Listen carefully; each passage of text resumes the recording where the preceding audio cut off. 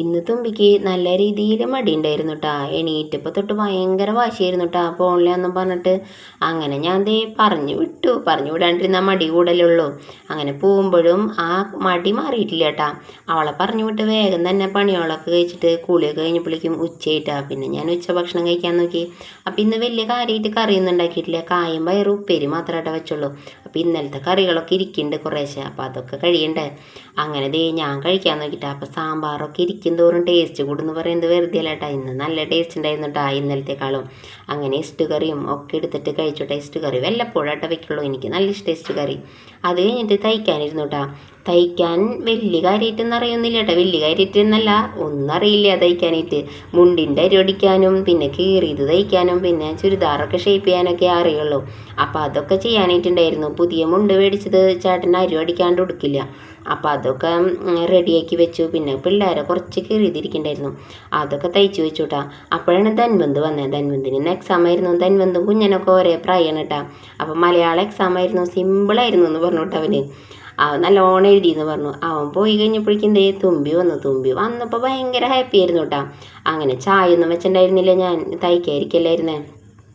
അപ്പോൾ ഈ ചായയൊക്കെ വെച്ച് വേഗം തന്നെ അവിൽ നനയ്ക്കാൻ നോക്കിയിട്ട്. അപ്പോൾ അത് വേഗം തന്നെ കഴിയുമല്ലോ. അപ്പം ഞങ്ങൾ രണ്ടുപേരും കൂടിയും സ്കൂളിലത്തെ കഥകളും ഒക്കെ പറഞ്ഞിട്ട് ഇങ്ങനെ ഇരുന്നു കേട്ടാ.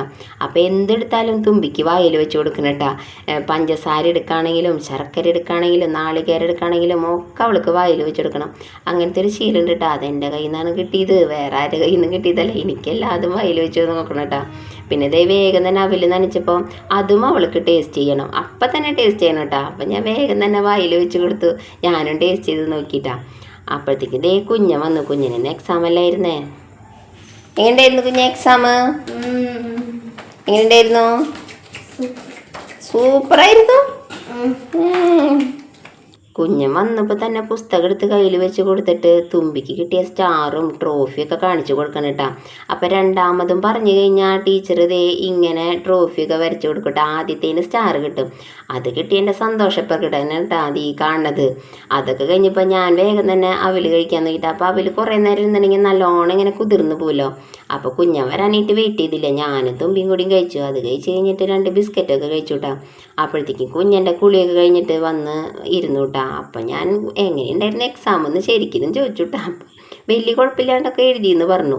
അങ്ങനെ ഞാൻ ക്വസ്റ്റ്യൻ പേപ്പറൊക്കെ വെറുതെ നോക്കിയിട്ട് കാര്യമൊന്നുമില്ല. എന്നാൽ എൻ്റെ ഒരു സമാധാനത്തിന് ഞാൻ നോക്കിയിട്ടാ ഏതൊക്കെ ക്വസ്റ്റ്യൻസാണ് വന്നേന്നൊക്കെ നോക്കി. അത് കഴിഞ്ഞപ്പോൾ നന്ദു വന്നു. നന്ദു ട്യൂഷന് പോയിക്കായിരുന്നു. അപ്പോൾ അവൾക്കും സ്റ്റാറൊക്കെ കാണിച്ചു കൊടുത്തുട്ടാ. അത് കഴിഞ്ഞ് ഞങ്ങളിരുന്ന് പഠിച്ചുട്ടാ. നാളെ എക്സാം ഉണ്ടേ.